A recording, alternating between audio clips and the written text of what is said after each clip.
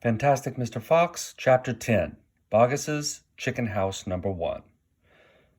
"This time we must go in a very special direction," said Mr. Fox, pointing sideways and downward. So he and his 4 children started to dig once again. The work went much more slowly now. They kept at it with great courage, and little by little the tunnel began to grow. "Dad, I wish you would tell us where we are going," said one of the children. "I dare not do that," said Mr. Fox, "because this place I am hoping to get to is so marvelous that if I described it to you now, you would go crazy with excitement, and then, if we failed to get there, which is very possible, you would die of disappointment. I don't want to raise your hopes too much, my darlings." For a long, long time they kept on digging. For how long they did not know, because there were no days and no nights down there in the murky tunnel. But at last Mr. Fox gave the order to stop. "I think," he said, "we had better take a peep upstairs now and see where we are. I know where I want to be, but I can't possibly be sure we're anywhere near it." Slowly, wearily, the foxes began to slope the tunnel upwards to the surface. Up and up it went until suddenly they came to something hard above their heads, and they couldn't go up any further. Mr. Fox reached up to examine this hard thing. "It's wood," he whispered. "Wooden planks." "What does that mean, Dad?" "It means, unless I am very much mistaken, that we are right underneath somebody's house," whispered Mr. Fox. "Be very quiet now while I take a peek." Carefully, Mr. Fox began pushing up one of the floorboards. The board creaked most terribly, and they all ducked down, waiting for something awful to happen. Nothing did. So Mr. Fox pushed up a second board, and then, very, very cautiously, he poked his head up through the gap.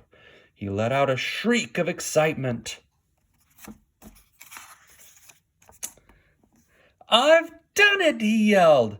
"I've done it! First time! I've done it! I've done it!" He pulled himself up through the gap in the floor and started prancing and dancing with joy. "Come on up," he sang out. "Come up and see where you are, my darlings. What a sight for a hungry fox! Hallelujah! Hooray! Hooray!" The 4 small foxes scrambled up out of the tunnel, and what a fantastic sight it was that now met their eyes! They were in a huge shed, and the whole place was teeming with chickens. There were white chickens and brown chickens and black chickens by the thousand. "Boggis's Chicken House Number 1!" cried Mr. Fox. "It's exactly what I was aiming at. I hit it slap in the middle. First time. Isn't that fantastic? And, if I may say so, rather clever." The small foxes went wild with excitement. They started running around in all directions, chasing the stupid chickens. "Wait!" ordered Mr. Fox.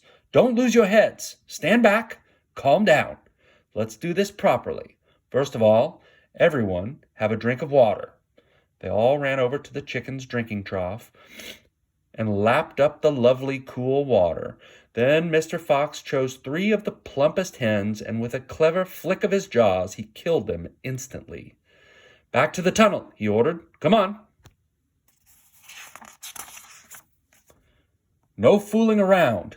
The quicker you move, the quicker you shall have something to eat." One after another they climbed down through the hole in the floor, and soon they were all standing once again in the dark tunnel. Mr. Fox reached up and pulled the floorboards back into place. He did this with great care. He did it so that no one could tell they had ever been moved. "My son," he said, giving the 3 plump hens to the biggest of his 4 small children, "run back with these to your mother. Tell her to prepare a feast. Tell her the rest of us will be along in a jiffy, as soon as we have made a few other little arrangements."